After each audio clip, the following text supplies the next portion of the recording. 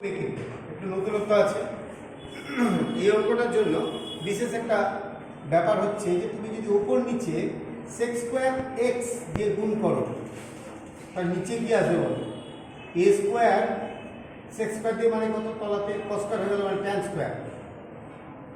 আর এখানে sec square দিয়ে গুণ করা মানে কস স্কোয়ারের সঙ্গে সেক স্কোয়ার গুণ করলে 1 তার মানে এটা চলে এলো। এবার করি আমরা কি সাবস্টিটিউশন করব এ ট্যান এক্স এ ট্যান এক্স কে ধরো এ ট্যান এক্স কে ধরে ফেললা ইউ তাহলে কি করবো ধরি এটা বা লেট কি লিখবো এ সেক স্কোয়ার এক্স ডিএক্স সমান হচ্ছে ডিউ। তাহলে আমাদের এই সাবস্টিটিউশনের জায়গায় কি বসাবো সেক স্কোয়ার এক্স ডিএক্স সমান ডিইউ বাই এ, এটাকে আমরা বাইরে বের করে দিলাম আর সেক স্কোয়ার এক্স ডিএক্স এর জায়গায় কত লিখবো ডিইউ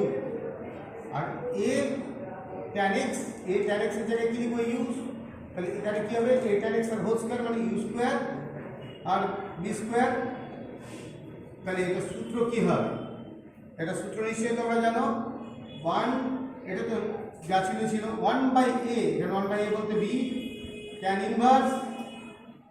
এক্স বাই এক্স বলতে u by b plus c. এবার তুমি ইউ এর মানটা বসিয়ে দিবো এখানে তাহলে কি আসলো 1 by a b tan inverse u এর জায়গায় কত বসাবো ইউ তো ধরেছি যেটা সেটা বসিয়ে দিব অর্থাৎ a tan x by b where c equal to integration constant c হয়ে গেল।